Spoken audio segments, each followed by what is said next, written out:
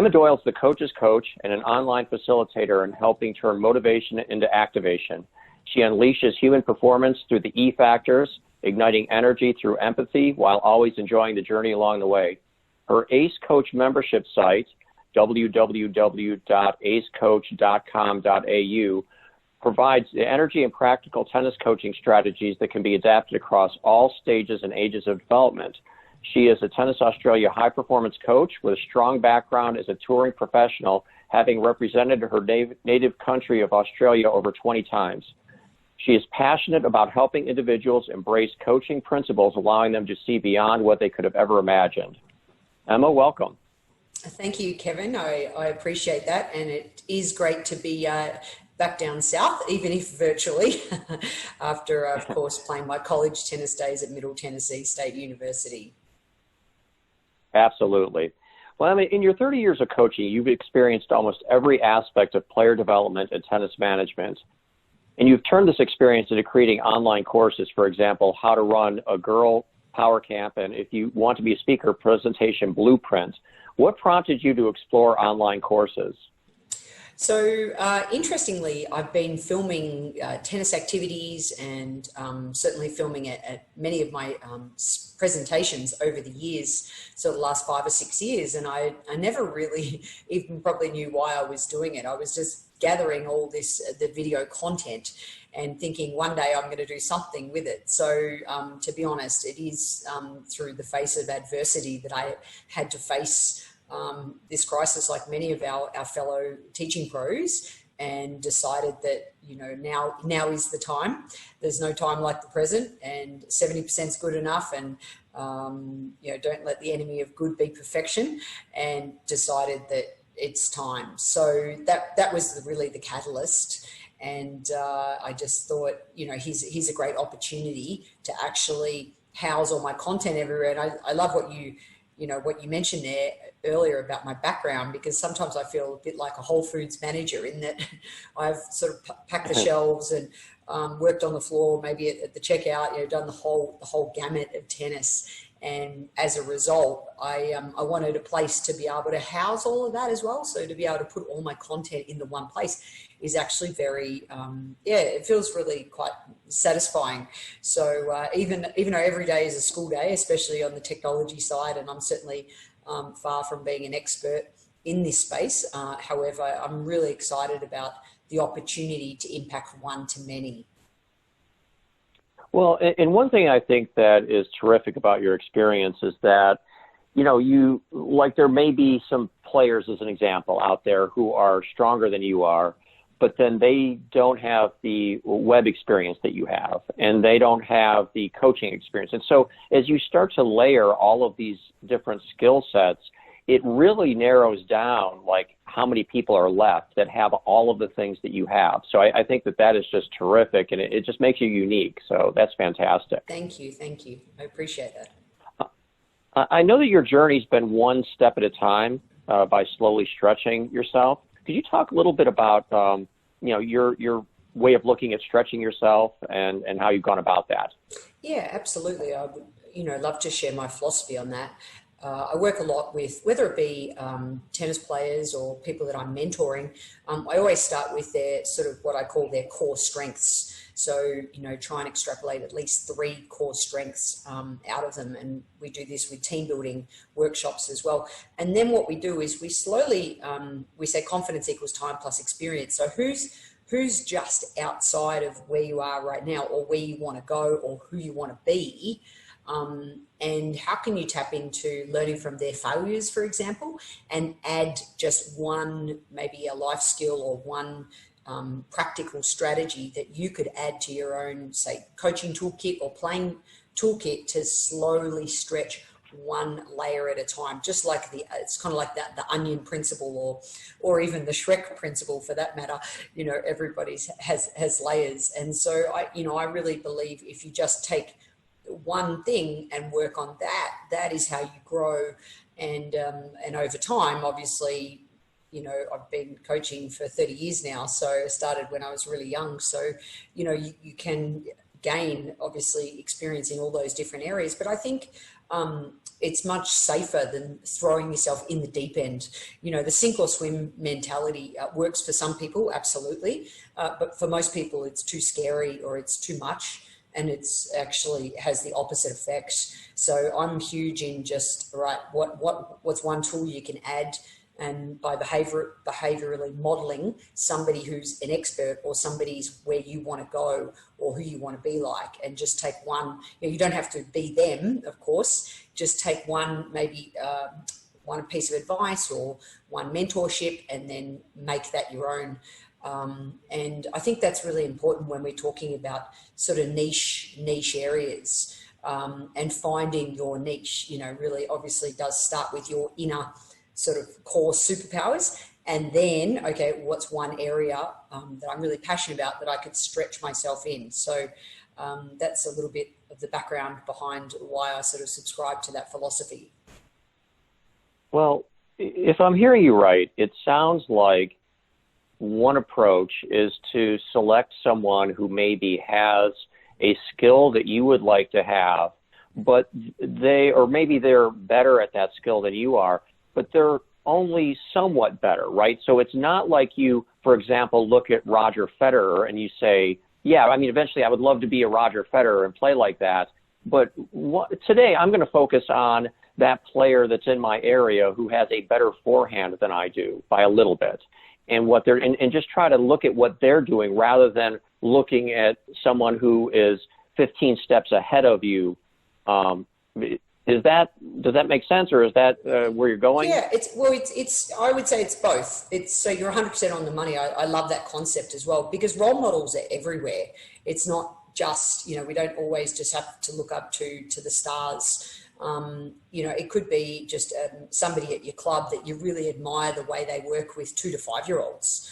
And so going and just, you know, being their eyes, and do I see what they see from a coaching perspective, can be a real game changer, you know, as well. That's the 50%. Then the other 50%, of course, is we can still look to people like Roger Federer and maybe adapt a part of his mindset that you'd like to be more calm in pressure situations or on big points, or as a coach, you know, when you're under pressure yourself. So I think it's a combination. It's just a matter of taking practical strategies. That's what I'm all about. All my courses, all my mentorship is always giving people a game plan. We work through a game plan as a collaborative process, and then having them commit to some action steps that they're accountable to by the next time I see them.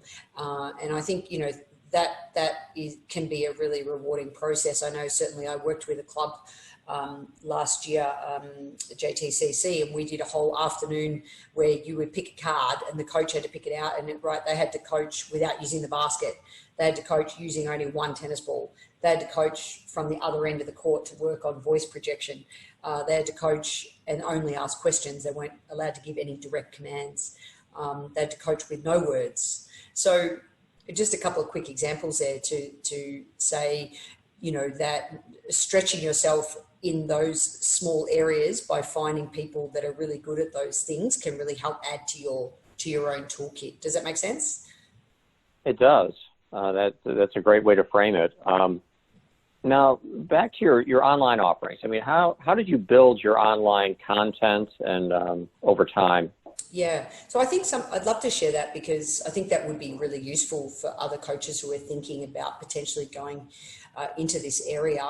And the best place to start, and what I would highly recommend with any sort of course that I do, is I really focus on what is the audience, or who are the players that I'm targeting. So let's just say, for example, it's a course in red ball for children roughly age 5 to 8, and start with the biggest problems and the biggest challenges that those kids have. And if you can come up with a long list of things that you commonly see, and then try and just prioritize, like, what are the top 3 reasons that potentially coaches struggle with that age. So they maybe struggle to keep them on task.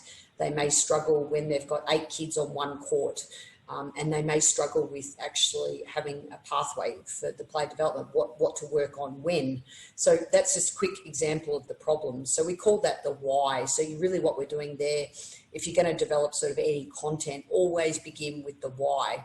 not only what's your why for doing a presentation or an online content, but also what's the why of predominantly the listener, and what are their biggest challenges? Can you articulate them almost better than they can articulate it themselves? And perhaps there's even one fear. So you've got your 3 problems and then maybe a 1 fear. And also within that why section, then you think about how does your skill set help to solve their problems. So what are your 3 promises that the course delivers on, and potentially 1 aspiration. So that's the why. So we start with, this is called the format. So if you can imagine, just draw a cross on your page, and top right-hand corner, you're just putting in all the why, the motivations. Then we go to the what down the bottom right-hand corner. We call this like, what are the core principles that you know in how to help coaching children aged 5 to 8. Then we go to the how. So they're your practical drills, your practical strategies, potentially what's the most important equipment that you need. For example, I always say, like, the cheese sticks are for recovery positions or home bases, and the dots, the little round dots, are for where you want the ball to bounce. And that's just so simple, but it's consistency in that example of always having the dot to be where you want the ball to bounce, to give children, help them where to guide, say, an underarm throw. So that's the how. And then finally, if you can imagine that the top sort of left-hand corner of this square is the now. So it doesn't matter if you're presenting, doesn't matter if you're coaching, inviting people to take action. Hopefully they've felt inspired by your content and moved to now want to take action. And you can, there's little strategies around doing that. So I cover that all in the presentation blueprint online course that we have. And in helping people, it's almost like unpack all these ideas that they have in their head into an elegant format. So how do you unpack your IP so that, you've got statistics in there, you've got stories in there, in what we call the format, the why, the what, the how, and the now. Okay, now here's a question. Let's say that you have figured out your why, what, how, and now, and that you're forming the kind of content that you want for a presentation. To what extent are you thinking about scaffolding that presentation with another one? So in other words, you've done your why, what, how, and now, and then that's kind of like the 1.0 version, and that someone who has gone through this particular offering would then have another why, what, how, and now to build on that first one versus transitioning to a brand new thing. So for example, you may have a why, what, how, and now for, I don't know, say working with 10 and under, and then you would have a completely different one for working with entry-level adults. I mean, I think there might be a question for folks, well, do I try to build on this first one and have 2, 3, or 4 offerings if possible before I go to something an entirely different topic for a different group? I mean, what are your thoughts on that? Yeah, you've hit the nail on the head there, because and obviously all these tools and strategies are not Emma Doyle's IP, no way. I've studied under some pretty brilliant people that have designed these concepts. And in one of the courses, the thought leadership practice in Australia, they recommend when you are starting out, you stay in that one lane. So, a thought leadership practice does encompass all areas if you can, crossover. However, when you're starting out and it's your first presentation or your first couple, or you're just delivering to your club, just pick that one lane. So the example that I gave earlier, you may just stay in the 10 and under space, but your next progression might be from red ball to orange ball, or cover it in the blue stage, the 2 to 5 year olds. So there's an example of really honing that craft first before you jump into something different. So I know that my career's sort of moved that way. I've sort of spent time in certain sectors before moving into the next sector. So I'm certainly not suggesting you try and cover everything. I think I'm just at a stage in my life now where I feel like I've got the experience to be able to cover a broad number of areas. And obviously I've been filming for many years. So, which is an art form in itself, Kevin. It's not easy because, you know, when you rewatch yourself on film, it's, you know, wow, I can't believe how many times I say this word or whatever it might be. So, but pick that one lane absolutely when you're just kicking off sort of a potential niche revenue stream. Okay. And if somebody wants to get started in this area, I mean, what's the first step? I come back to the problems. What are the biggest problems in your area of your biggest passion? So just start there. Okay. I think Jorge Capestani, he calls it pass. What's the pain? Then agitate that pain, and then what's your solution? So there's another quick little 3-step process, and just keep mapping it out. In Presentation Blueprint, we have a little bit more of a complex model. It's called Pink Sheets, where you basically, you know, begin with a story. So just start telling your story, even to a partner, to a friend. What's your story? Like, for example, I know that, you know, my coach growing up had an incredible single-handed backhand. And so, you know, he struggled to teach me a two-handed backhand, and he taught me an interlocking grip, and it was an Eastern, and it was awful. I had to chip like Steffi Graf for most of my career until I got to college.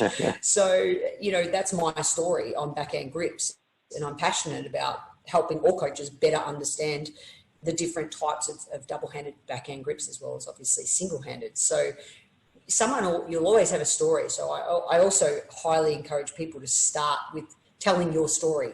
What's your experience? You know, maybe positive or negative, doesn't matter. Just start telling it, because within that story, there'll be little gold dust or little nuggets that you can extrapolate. And that's the reason why maybe you have a certain philosophy or why you coach a certain way. And I think that's always a great place to start. And of course, you know, people are welcome to check out Presentation Blueprint, and obviously I have a mentoring service that I offer to many coaches around the world that I absolutely love doing. So, and to that point, I mean, if coaches want to explore what you have to offer, mm-hmm. where can they go? You know, how do they do that? Yeah, sure. So www.acecoach.com.au is there's pretty much that website will tell you where to go. So for coaches, I've got coaches, players, and parents, and then, you know, within the ACE Coach membership site, there's at least 12 courses. I don't know, hundreds of videos of different, covering a whole gamut of different topics, a lot of 10 and under. So there's an adult course, junior courses, effective communication courses. So there's lots of things there for only, you know, 2 cups of coffee a month. So that would be a great place to start for coaches. And then, of course, if anyone really does want to take a deeper dive and check out Presentation Blueprint, that's on at $77. Just buy the course outright. So that's a great place to start. And info@emmadoyle.com.au is my email address if anyone wants to reach out regarding wanting to know more about mentoring, and would be more than happy to help.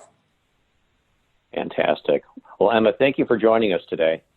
No, thank you so much for having me. I love my cornbread and my fried okra, and miss the biscuit and gravy and all those southern comforts, but best hospitality in the world, and will always be connected to USPTA Southern. It's where I did my qualification in 1998 in Atlanta, and so it's very dear to my heart. So I appreciate you having me on. Fantastic. Well, thank you, Emma.